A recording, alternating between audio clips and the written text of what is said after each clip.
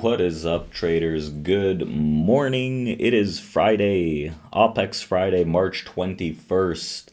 And we're starting off, right, pre-market here with a decent little slippy. So this is a big triple witching event. It's a big OPEX event this week. The quarterly expiration, and there are about $4 trillion set to expire for today's OPEX expiration, right? It's a massive, monstrous number where we could see a lot of volatility, a lot of chop, and it's realistically probably not the best day to get aggressive, increase size, and trade a lot, right?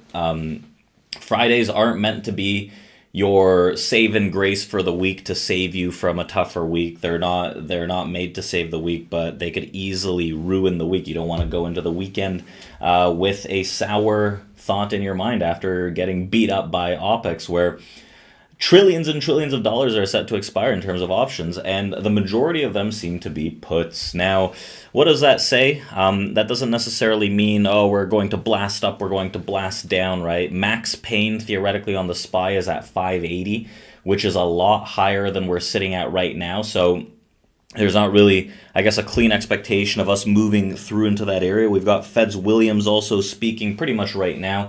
There's a lot of convoluted information that's going on, and the market is currently taking a decent beat down here pre-market.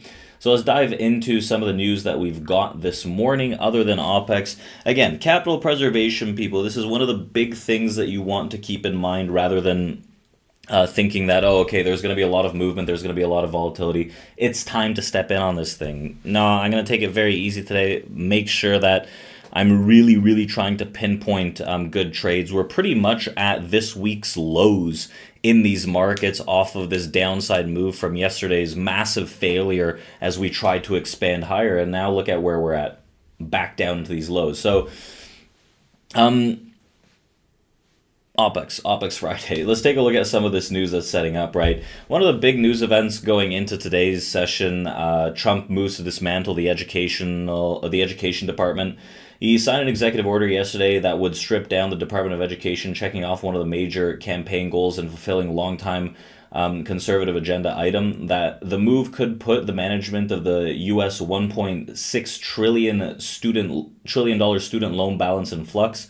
Congress has to be the ones to officially take it down, something that the administration has acknowledged. The Department of Education began operation in 1980 following bipartisan legislation that broke up the Department of Health, Education, and Welfare. While state and local governments provide over 85% of public school funding, the educational department is predominantly a financial institution, administrating grants to students and programs in need.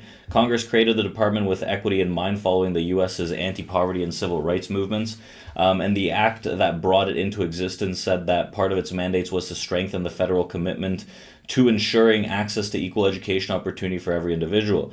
So White House Press Secretary Caroline Leavitt said that the greatly reduced Department of Education would be responsible for student loans, Pell Grants, funding special education, and enforcing civil rights provisions in schools. But the department currently only has 2,183 employees, about half of what it had at the start of the year, right? And Republicans have floated other ideas that may come to pass if the gutted department cannot handle major functions, like the Justice Department could handle civil rights enforcement, the Treasury, the student loans, and health and human services disability rights. So not necessarily a full market development, but a part of what's going on in the grand scheme of things from this current administration, as we've seen, has been pulling markets down continuously. So this is just one of the other notches. Nike, right, making headlines as well. If we go to the ticker symbol here before we take a look at some of these other names. Nike making some headlines after this monstrous gap down of earnings, right? Nike's sales fell, but not as bad as Wall Street predicted. The sports retailer's revenue fell 9% to $11.3 billion in the most recent quarter, beating analyst estimates of an 11% drop, and a 17% plunge in sales in China was largely to blame for the decline. Still, shares rose in the after hours, trading slightly, but pre-market now getting beat up decently, right? The CEO, Elliott Hill, who came out of retirement to take the role last year, has shaken up the company's C-suite and made deals with pro sports leagues in attempt to move Nike away from fashion and return it to a sport-centric route. But you can see it's getting beat up, and there's no real attractiveness in this name right now. Maybe later on, but right now I'm not trying to buy any positioning on this. Tesla, in terms of Cybertrucks, right, they recall Cybertrucks amid everything. Tesla has been having a tough go, especially with this most recent downside in these markets. Down like 50% from its most recent highs over here, even more than 50%. The EV maker recalled 46,000 Cybertrucks, nearly all of them yesterday, because it discovered an exterior piece of trim could fall off and create hazard for other drivers. But the company's mounting problems can be fixed with a free replacement part. The recall comes as backlash against Tesla intensifies over CEO Elon Musk's controversial involvement with the Trump administration. Some Tesla owners are attempting to sell their cars with little luck on the resale market. Shares of Tesla have dropped as much as 45% this year, and even from the highs over 50%, erasing all the company's post-election gains.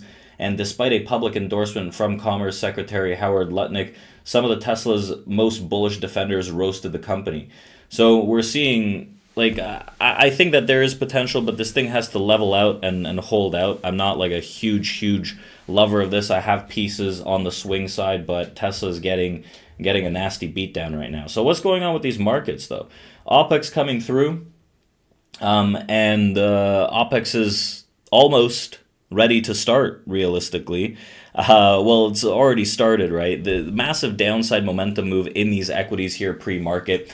And what is the potential? Right now, it seems like a sell the rally kind of momentum move. The only reason for me to be bullish in these equities today, if I'm not trying to fade and pick out bottoms, honestly is going to have to be with the S&P 500 above that 5,700 area. Right, 5,700 area is the acceptance of a distribution to the upside swing. Otherwise, this thing looks pretty nasty, and we could probably trade down to 5640 to 50 area on the S&P before finding some kind of support. Not that I'm looking at this and thinking, oh, where can I buy, where can I buy? I think that right now the current momentum is to the downside, where the pivot sits at 5,700. There is potential for buyers to come in at lower prices, but like I said, we're pretty much at the weekly lows right now, and it's not looking super attractive with this constant sell. We got a sell-off yesterday into the open. We reversed the whole overnight position. We rebid all of that during the RTH only to sell it back down. So right now, the biggest, piece of information that you can take away as a trader is that this sell side is real. They keep re-offering, and it's not something that I want to constantly try to buy and buy and buy. There are some fade areas, 5650 to 5640 region, to see if they can pop it back up. But realistically, until we start getting expansive moves above 5695, 5700, it's not looking super attractive for this upside swing. And remember, OPEX Friday, $4.5 trillion worth of options expiring. Max pain on the SPY is sitting at 580.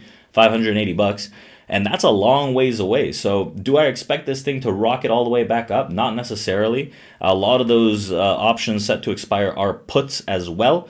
So it's going to be a bit of a fragile move, but let's see if these buyers want to pick it up at lower prices and see if we can get that expansion higher. But right now, we're still in sell the rally mode, so keep that in mind. And with this OPEX day, we have a lot of volatility expected.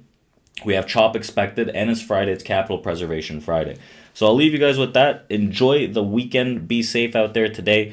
We'll open up our stream here at TRADEPRO Academy for the internal side, and I'll see you guys next week. So taking it slow. Maybe we have 1 to 2 trades today, but I'm not super eager to jump into things with the expected risk. So take care.